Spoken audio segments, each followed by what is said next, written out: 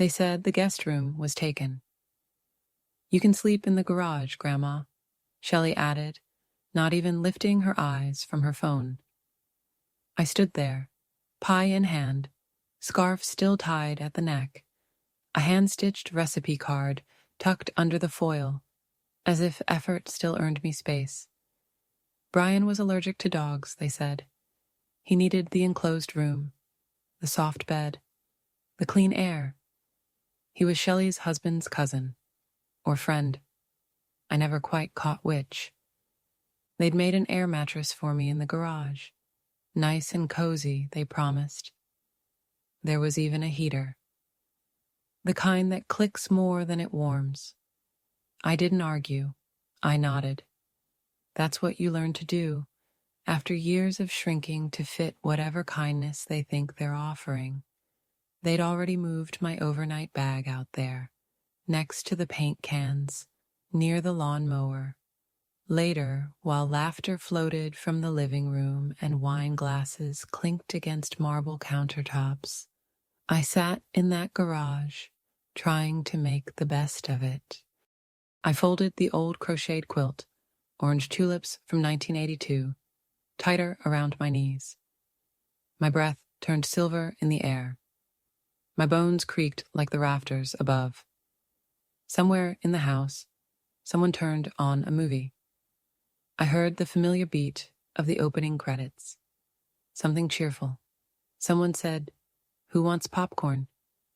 They didn't ask me. Once, when my son broke his arm in second grade, I spent 3 nights on a plastic hospital chair just to be near him.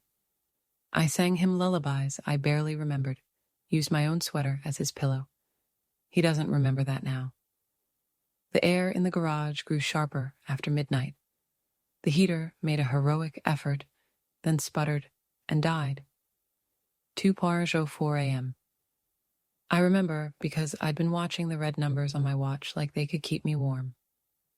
I got up, walked in slow circles. My feet ached. My back protested. I hummed the tune I once sang to comfort babies. Babies who now handed keys to cousins and gave me concrete floors.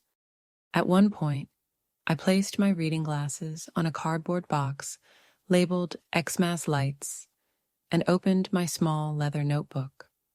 I wrote, "Next year's plans. Don't go where you're merely tolerated. No one saw me leave the next morning." I folded the blanket, smoothed my hair, slipped my coat over the same sweater I'd worn the night before. I didn't wait for breakfast, didn't listen for footsteps. I stepped into the frosted morning and felt the cold wrap around me like a last, quiet truth. I passed the front window. No one looked out. They wouldn't notice I was gone, not until the plates were cleared and someone needed a chair for charades. But I had already checked into a small bed breakfast a few blocks away. The room smelled of cinnamon. The wallpaper had flowers. There was a fireplace that worked, and the woman at the front desk called me ma'am with real warmth. That night, wrapped in a real blanket with cocoa warming my fingers, I wrote something else in my notebook. Next year, warmth by choice. They gave me the cold. I found my warmth. It began, as these things often do, in the kitchen. I'd brought the pie in carefully, still warm from the oven, the crust golden, the apples tucked in with cinnamon and clove. A recipe older than Shelley herself. I placed it gently on the counter beside a stack of paper plates and a plastic container of store-bought brownies. "Oh, that looks homemade," she said, her voice rising at the end like a question. Her eyes never left the cheese board she was arranging. Goat cheese and grapes, a sprig of rosemary for effect. "It is," I replied, smoothing my scarf and offering a small smile. "Your father always loved this pie on holidays." She hummed, slicing the brie. "We might save it for tomorrow. Brian's doing keto, and sugar sets off his migraines. Brian, the stranger in the guest room. I nodded. What else was there to do? I didn't mention that the pie wasn't for Brian, that it was for the children, for Greg, for anyone who remembered simpler tables with checkered cloths and steam fogging up the kitchen windows. I simply folded the foil back over and placed it to the side, beside the coffee maker. A moment passed. She turned to me then, eyes briefly meeting mine. Oh, also, if you could maybe not let the dogs inside. Brian's really sensitive, and he's got that air purifier in the room. It's a whole thing. I looked toward the back door where Daisy and Fig waited, tails wagging. My old spaniels, both rescued after James passed.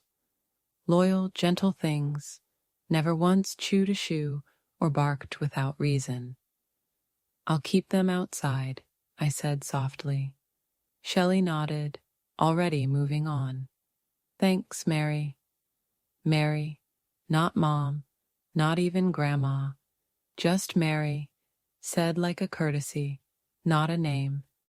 I stood there for a moment too long, hands resting on the countertop, watching her bustle about the kitchen. She looked perfect, of course, polished, hair up, sweater tucked neatly into high-waisted jeans, the kind of ease that photographs well. The children ran through then, Emily first, then Nate, both absorbed in their tablets. They glanced up, mumbled hellos, and were gone before I could ask how school was. Greg finally walked in, carrying a box of holiday decorations from the attic. His cheeks were flushed from the cold, his glasses fogged. Hey, Mom, he said quickly, distracted. He kissed the air beside my cheek. Glad you made it. That was it. No mention of the flight. No question about how I slept last night, or whether my hip was bothering me again in this weather. No, thanks for the pie, or did you get in okay?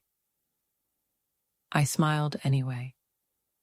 That's the part no one teaches you about aging, how often you smile through a fog of invisibility. Later, while the others gathered in the living room, I found myself folding towels in the guest bathroom.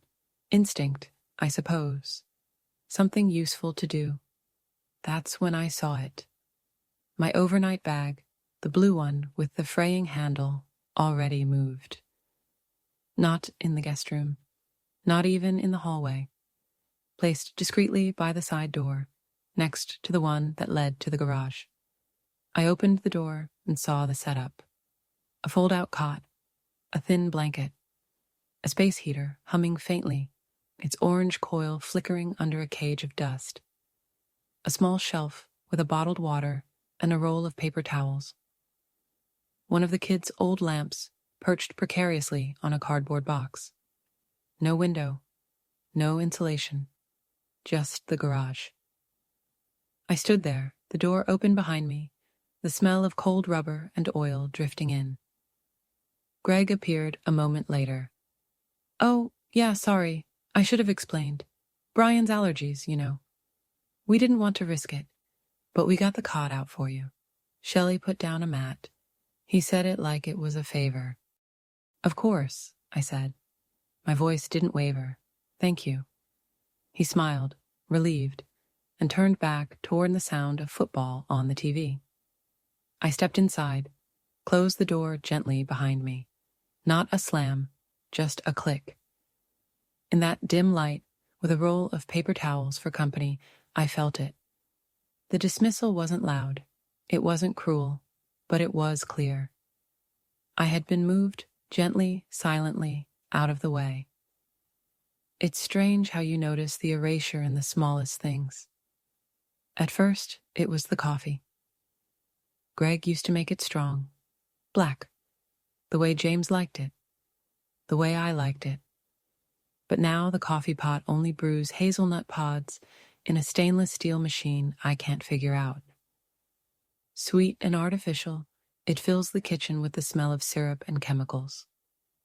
I didn't ask for a cup that morning. Shelley had brewed two, one for herself and one for Brian. Their matching mug said, "Rise Grind," in cursive. I filled a glass with water from the tap and sat quietly at the far end of the table. No one noticed. The kids had their cereal, not the kind I used to bring, not the oat clusters or the cinnamon squares. Now it was protein puffs and almond milk poured in haste. They didn't sit, didn't talk, just scrolled and chewed. I used to pack Greg's lunch every morning. Turkey on rye, apple slices in a wax paper pouch, a note on a napkin. I didn't expect fanfare, but I remembered, and I'd hoped maybe some part of that memory would flicker now, as he stood by the fridge with his Bluetooth earpiece and muttered, "Did we run out of oat milk again?" Nobody answered him. I watched as Shelley adjusted her watch, reminded Emily to bring her recorder, reminded Nate to put on actual shoes, not slippers. I stood to help, old habits, but Shelley brushed past me, gently, efficiently. "I've got it," she said. The words weren't sharp, but they drew a boundary. I sat back down. Evenings used to be louder. I remembered that.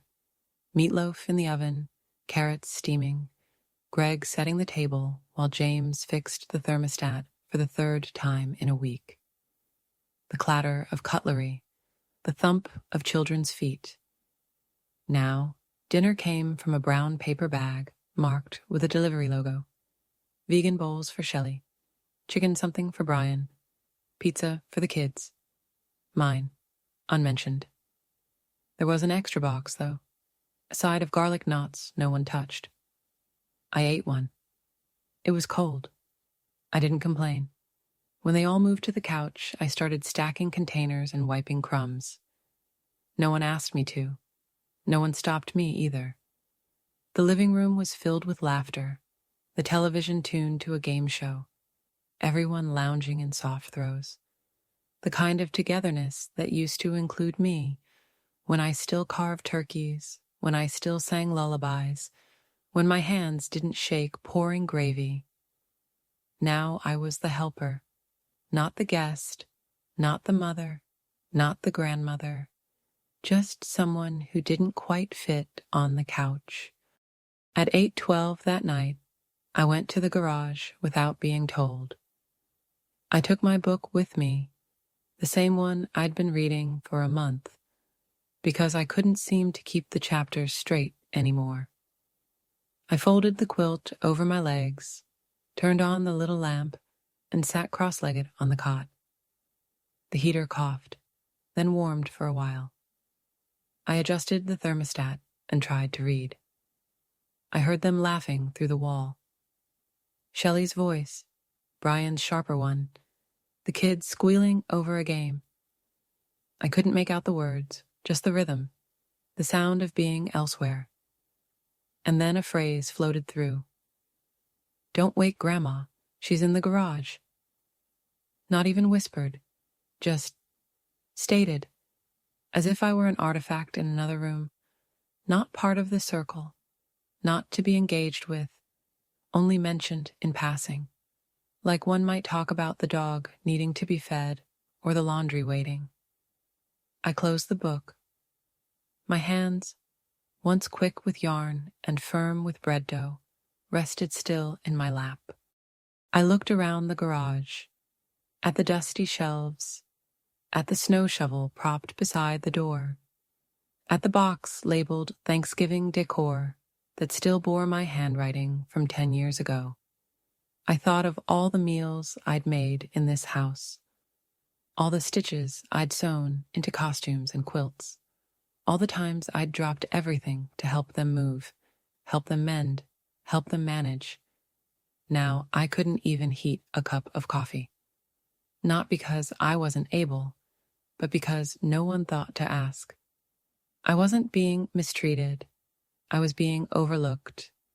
And that's harder to name, harder to grieve, because it's not dramatic, it's not cruel, it's just quiet. Quiet like an empty plate.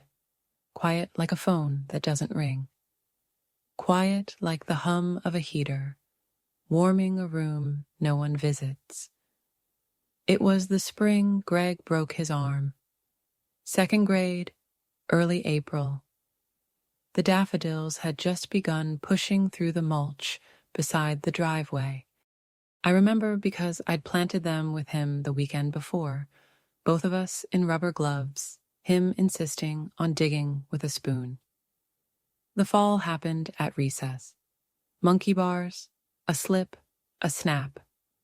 By the time the school called me, he was already in tears, cradling his left arm against his chest like a wounded bird. I dropped everything, left a half-filled cart in the grocery store, rushed to the hospital with my apron still on. The nurse said, "You can wait in the lobby." But I didn't. I stayed beside him. For 3 nights, I slept in a plastic hospital chair with cracked vinyl seams. The kind that makes your hips numb and your back protest. I held his good hand while the other was fitted into a cast. I helped him sip juice through a bendy straw, read to him from a library book we'd already read twice, and sang old lullabies when the morphine wore off. Every few hours, a nurse would come in and glance at me, surprised, perhaps, that I hadn't gone home, but I didn't even think of leaving. Not once. On the second night, around 3 a.m., Greg woke up whimpering from a dream. I leaned over, rubbed his temple like I used to when he had fevers. His face was pale, sweaty. "Did you sleep, Mommy?" he asked, voice groggy. "Not yet." He frowned. "You should. You look tired." I smiled and kissed his forehead. "I'll sleep when you're better." His small fingers curled around mine, warm and trusting. "You always stay," he whispered. And I did. That moment stayed with me. Not because it was dramatic. There was no big reveal, no swelling music. Just a quiet truth spoken from a child who knew he was safe. "You always stay." I held that sentence like a ribbon wrapped around my spine. Through his childhood and adolescence, through high school arguments and college applications, through his wedding and the babies that came after. I stayed, even when it wasn't easy, even when the rooms changed and the titles blurred. I was always there, behind the birthday cakes, under the Band-Aids, inside the casserole dishes on tired Wednesday nights, which is why now, sitting in a cold garage, a guest in a house half paid for by my savings, the silence felt sharp. I don't think Greg meant to forget that version of me, the one who stayed. I think life just got louder. Shelley with her schedules, the kids with their screens, the doorbell always ringing, groceries to put away, carpools to organize. There wasn't room for memory, or maybe memory to them was something optional, a thing you hang on the wall but never dust. But I remembered. I remembered the weight of Greg's cast in my lap, the way he'd lean into me without thinking, the way his voice used to lift when he saw me at the school gate. And now, when he looked at me, it was with polite distraction, like I was an afterthought he meant to remember. But only once the noise settled. I thought about the quilt folded around my legs, the orange tulip pattern I crocheted that same spring, 1982. I'd worked on it between hospital visits, 1 square for each day he was healing. I wanted him to have something warm, something made, something mothered. He kept it for years, and now it lay in the garage with me, both of us older, softer, faded, still here, still staying. But this time, maybe for the last time, around 10 p.m., the house went quiet. the kind of quiet that doesn't belong to sleep, but to contentment. The warmth of full bellies and familiar couches, the final shuffle of slippers on hardwood floors, the last rattle of a wine glass in the sink. I heard someone, probably Greg, murmur, "Good night," followed by the soft creak of the stairs. The garage felt colder then. Still, I wrapped the quilt tighter and tried to will myself into comfort. I read a few pages from my book, the same paragraph 3 times, never quite landing on what happened. I put it down. I looked toward the small lamp. Its light barely reached the edges of the cot, leaving the corners of the garage in shadow. Boxes loomed, faint outlines of summer chairs and holiday wreaths packed long ago. I reached for my phone. No new messages. A notification from my crossword app. A reminder to stretch. But no one checking in. No one asking if the cot was warm enough. No child tiptoeing down to say, "We forgot to set you up with a charger." No Greg, remembering that I liked a cup of hot tea before bed. Still, I scrolled. And there it was. A message from 2 days ago I'd missed. "Glad you're coming, Mom. Sorry it's so rushed. I'll make it up to you this weekend. Promise." Greg. I stared at it, thumb hovering. Maybe he meant it. Maybe tomorrow he'd wake early and see the air mattress for what it was. Maybe he'd frown and say, "Mom, this isn't right." Maybe he'd insist I move inside. Maybe he'd apologize, hand me coffee the way he used to. 2 sugars, no milk. I let the thought grow. Maybe the morning would be different. He'd notice the pie. Remember that I used to bake it every year. Maybe we'd sit outside with coats and coffee, and he'd ask about the tulip quilt, or the old photo of him with a gap in his teeth and his arm in a cast. Maybe. I pulled the blanket up to my chin and let myself pretend. The heater clicked. For a moment, it hummed. Warmth, faint but real, slipped into the air. I smiled. Then, silence. The click again, then nothing. The coil dimmed. Cold crept back in with its familiar ache. My feet tensed. My hands curled tight in the folds of the quilt. I tried adjusting the dial. Off. On. Nothing. I tapped it once, twice. It rattled, but did not return. A long breath left my chest. Fog pooled in the beam of the lamp, thin and slow. Hope thinned with it. Not crushed, not destroyed, just released. Like steam rising off a cup left too long on the table. I sat up, pulled my coat over the quilt, and stood slowly. My knees creaked. I walked in circles around the cot, soft steps on concrete, the kind you make in a hospital corridor or a church aisle. I hummed without meaning to. Not a song, not a melody, just a sound I used to make when Greg was small and afraid of the dark, back when I was the one who soothed the cold away. Now I hummed to keep my own hands from shaking. I opened my notebook again. Page 1, next year's plans. I stared at the line. Under it, I wrote, "Don't go where you're merely tolerated." I closed it gently. At 2:04 a.m., the garage was a hush of unfinished promises and paper-thin blankets. And in that hush, I stopped waiting for things to get better. Not because I'd given up, but because I'd finally seen clearly what was and what would not be. By 4 a.m., I was no longer cold.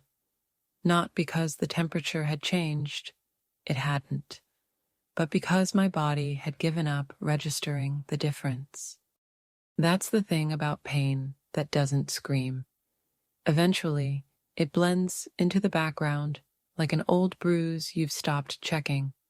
I sat on the cot, arms wrapped around my knees, my chin resting where my chest used to be higher. I could hear my breath, soft, steady, fogging the air like I was fading into it. I wasn't crying. I hadn't cried in years. I used to, back when I thought tears might matter. Back when I'd slam the cabinet door a little harder, wipe my eyes with the back of my hand, and say, "I'm fine," knowing someone would follow me down the hall to ask again. Now, no one asked, not because they were cruel. Cruel people at least acknowledge your presence, even if it's through sharpness. Indifference is quieter, more polite. It doesn't raise its voice. It just turns its back. That was the part I couldn't name out loud. It wasn't what they said. It was what they didn't say. They didn't say, "We made space for you." They didn't say, "We want you here." They didn't even say, "Thank you." They said, "The guest room's taken." They said, "You can sleep in the garage." And the worst part? I nodded. I let them. Not out of weakness, out of conditioning, out of years spent making myself smaller, quieter, easier. Out of gratitude for scraps that used to look like love. That's what hit me hardest in that moment. How long I'd lived in the half-light of almost. Almost included. Almost appreciated. Almost remembered. And how much of myself I had packed away to stay in that dim corner. My knees ached. My back throbbed. But more than anything, I felt hollow. Like a song long forgotten. Like a pitcher that used to be full, but now sat in the back of the cabinet. Hairline crack hidden beneath its painted glaze. I looked around the garage, at the shelves lined with things no one needed but couldn't throw away. Boxes of tangled lights, old vases, rusting tools, an inflatable snowman whose smile had faded with age. I belonged here, didn't I? Among the half-kept things, the useful once, the too nostalgic to toss. I laughed then, not out loud, just that quiet, breathless sound that leaves your nose when something inside breaks free. It wasn't bitterness. It was acknowledgement. This is where I had been placed. Not by one moment, not by one cruel act, but by a slow series of forgotten invitations, brushed off birthdays, changed plans, and muffled appreciation. Like a painting taken off the wall and leaned in a corner, just for now. And now had become forever. I pulled the quilt tighter. The tulips, once bright, once stitched with hope, now sagged at the corners. My fingers traced them absently. I couldn't even feel the yarn, just the memory of the movement. Once my hands built things. They cooked, mended, wrote checks, held babies. Now they sat still in my lap, cold and open. I thought of James, of the way he used to hold my hand during long drives, thumb brushing against my knuckles like a silent promise. He'd passed 22 years ago, but tonight I felt him closer than ever. "You wouldn't have let this happen," I whispered. The sound echoed faintly off the metal shelves, and I believed it. He wouldn't have let it happen. He would have stood beside me, not behind. He would have seen me, heard me, protected my seat at the table, not as a favor, but as a given. But James was gone, and I, for all my effort, all my quiet endurance, had become a seasonal fixture in the lives I once carried. Used when needed, set aside when not. And in that pre-dawn hush, I finally said it to myself. I don't belong here. Not in the garage, not in this version of their lives, not in the spaces where I'm only remembered when something needs doing. I'd thought I could wait it out. That kindness would return like spring. But spring wasn't coming. Not here. Not for me. Morning arrived without fanfare. No birdsong, no golden light slicing through curtains, just a dull gray seeping through the cracks in the garage door, stretching across the concrete like a tired sigh. I had slept a little, but not well. That kind of shallow, fractured sleep where you never quite sink beneath the surface, where your body rests, but your mind stays alert, scanning for movement that never comes. I sat up slowly. My joints protested. My back begged for heat. But I didn't wince. I was too tired for theatrics. I folded the quilt, careful with the corners. Smoothed the top with the flat of my palm. Habit, maybe. Or pride. I slipped on my coat, picked up my glasses, and stood for a moment, letting the stillness settle. And then I reached for the notebook. It had lain unopened since the night I wrote my quiet declaration. Don't go where you're merely tolerated. The ink had dried into the paper, but the sentiment still felt warm in my chest. I sat back on the cot, pulled the pen from its loop, and stared at the blank page beneath that first line. I didn't know exactly what I was writing yet, but I knew something had shifted. It wasn't anger. I didn't want revenge or confrontation. It wasn't grief either, though there was plenty of that beneath the surface. It was something quieter, firmer, a kind of internal straightening I hadn't felt in years. For so long, I'd told myself this was just what aging looked like. Less space, less say, less invitation. But it wasn't aging that hurt. It was being erased. I had mistaken politeness for love, inclusion by default for belonging. I had let "thank you for watching the kids" replace "we want you here." I had confused obligation with affection, and somewhere along the line, I stopped asking for more, because I thought more was too much. I looked around the garage again, the boxes, the lawn chairs, the forgotten decorations. A room meant for overflow, for things that didn't have a proper place, and me, placed here not because they had no room, but because I no longer occupied the room in their lives that once held weight, not cruelly, not even consciously, just conveniently. And I let them, because it was easier to be grateful for crumbs than to acknowledge I was hungry. The notebook lay open, waiting. I wrote a single line beneath the first. Warmth isn't something they give. It's something I choose. I stared at the words. Let them settle. Something inside me, something quiet but rooted, took hold. I wasn't going to beg for space anymore. I wasn't going to wait to be asked. I wasn't going to measure my worth by how often I was included. I didn't know what the next step would be yet, but I knew one thing with a clarity that surprised me. This was the last night I would ever sleep in a garage, not just literally, in every way that mattered. No more spaces made for convenience. No more silences filled with assumed gratitude. No more nodding through dismissals just to keep the peace. I'd always been the one who stayed, who sacrificed, who folded the extra napkin and filled the extra plate. But this time, I would be the one who moved.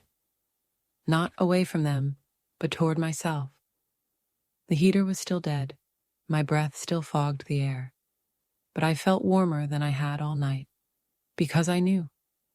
Something had to change, and for the first time in years, that change would start with me. I left just before sunrise.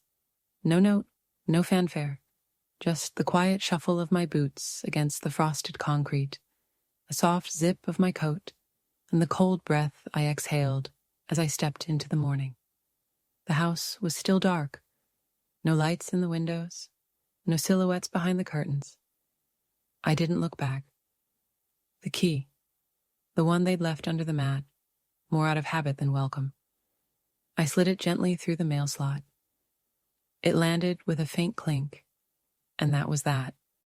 I walked slowly down the driveway, the same one Greg used to run down in his mismatched socks backpack swinging, toast in his mouth. I had stood at this curb so many times over the years, watching, waving, waiting. But not this time. This time, I kept walking. I hadn't made a plan, not exactly, just a decision, and that was enough. The bed and breakfast was a few blocks away, tucked on a side street behind a row of overgrown hedges and a fence painted pale blue. I'd passed it once during a summer visit years ago, admired the roses and the porch swing. It was open. A bell chimed softly as I pushed through the front door. The lobby smelled of old wood and lemon polish. A lamp glowed on the counter, and behind it stood a woman with a kind face and a thick braid that reached down her back. She looked up, surprised but not alarmed. "Good morning," she said gently, as if the hour belonged to us alone. "I'm wondering if you have a vacancy," I said, smoothing the collar of my coat. My voice didn't shake. She glanced at the book. Actually, yes, one of our regulars had to cancel, just for a night or two. "Maybe longer," I said. She nodded. "We've got a room upstairs, fireplace, quilted bedspread, private bath. It's cozy." Cozy. The word landed like a bomb. I gave her my name, signed the ledger, and handed over my card. When she passed me the brass key, she smiled. Not the rushed smile of someone distracted or inconvenienced, but the kind that made you feel seen. "Room 4, she said. "Up the stairs, second door on the right. Breakfast starts at 8, but I can make you some tea now, if you like." "No rush," I said. "I'll find my way." The stairs creaked, but the sound was warm, familiar, not like the groan of a cot on concrete. The room was small, with floral wallpaper and a window that looked out over a garden still dusted in frost. A fireplace with a stack of logs beside it. A rocking chair by the window. A bed with a real headboard and a hand-stitched quilt folded neatly at the foot. I set my bag down gently. Then I sat in the rocking chair and exhaled. The breath came out of me long and full, like something I hadn't known I'd been holding. I didn't feel triumphant. I felt whole. That's the thing no one tells you about leaving. It doesn't have to come with slamming doors or shouted speeches. Sometimes it's just a woman deciding that her warmth will no longer be borrowed or begged for. I pulled out my notebook and opened to a fresh page. Today, I chose myself. Beneath it, I wrote, "Slept in a bed with corners. Drank tea from a china cup. Heard someone say, 'Ma'am,' like it mattered. These weren't grand accomplishments, but they were mine. I'd spent so long thinking dignity was something you waited to be given. But here, in a borrowed room with sunlight slowly filling the window pane, I remembered what I'd always known. Dignity is something you claim, quietly, fully, and without permission. It was mid-morning when I walked into the small park at the edge of town. There was still frost on the grass, but the sun was beginning to touch the tops of the benches, softening the edges of the cold. I chose one near the duck pond, beneath a maple tree just beginning to turn gold at its tips. The kind of spot you don't notice unless you're looking for stillness. I sat, sipped my tea from a paper cup, and watched the birds scatter and return. Around me, the world moved without rush. Joggers, dog walkers, a father coaxing a toddler forward with open arms and exaggerated applause. I smiled at the scene, not from longing, but from something simpler, the recognition of life continuing. My phone vibrated once in my coat pocket. I let it. I didn't reach for it.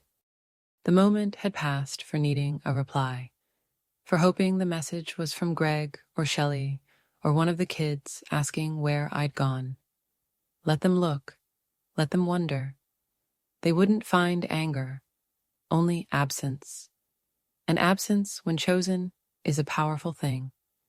After a while, I stood and pulled the small notebook from my bag, the same one that had kept my lists, my late-night truths. I turned to the page with my heading from 2 nights ago, next year's plans. I read it once more. Then, carefully, I tore the page from the binding, folded it in half, then again. I stood and walked to the edge of the pond, the folded paper in my hand. My fingers trembled slightly from the morning chill, but my grip was steady. With a breath, I released the paper into the water. It landed softly, barely a ripple. The breeze caught it gently and pushed it outward. The ink would run soon, the fibers would soften. It would sink eventually, unseen beneath the surface. But I would know. It was my goodbye. Not just to the garage, or the cot, or the cold, but to the years spent waiting, hoping, accommodating, making room for people who never thought to offer me one. I didn't need to explain it. I didn't need a confrontation. I just needed to let it go. Not out of anger, not even sorrow, but because I'd finally remembered who I was when no one was watching. When I returned to the bed and breakfast later, there was a small envelope at the front desk. The innkeeper smiled as she handed it to me. "Someone dropped this off for you," she said. I opened it slowly. Inside, a short note from Greg. "Mom, sorry we didn't see you this morning. Thought you'd gone for a walk. Hope you're warm enough in there. Brian said the heater works great. Let me know if you want to come inside today." No apology, no invitation, just a polite gesture, too late and too shallow. I placed the note back in the envelope, folded it shut, and tucked it into the drawer beside the bed. I would keep it, not as a keepsake, but as a marker. The last time I waited for someone to realize what I needed. That evening, as the sky darkened and the wind pressed gently against the windows, I lit the fireplace, wrapped myself in the thick blanket from the end of the bed, and wrote one last thing in my notebook. They gave me the cold. I found my warmth. Then I closed the cover for good, and I didn't open it again. I stayed at the bed and breakfast for 3 days. Not because I had nowhere to go, but because I had, for the first time in years, created space that belonged only to me. I woke each morning when the light reached the window pane. No alarm, no obligations.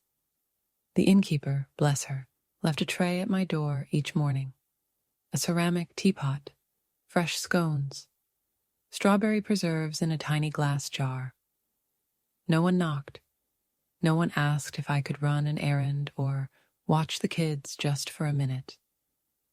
It was quiet, but not empty.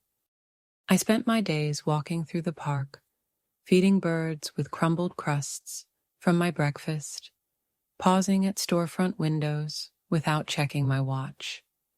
I visited the library and picked up a book I hadn't read in years.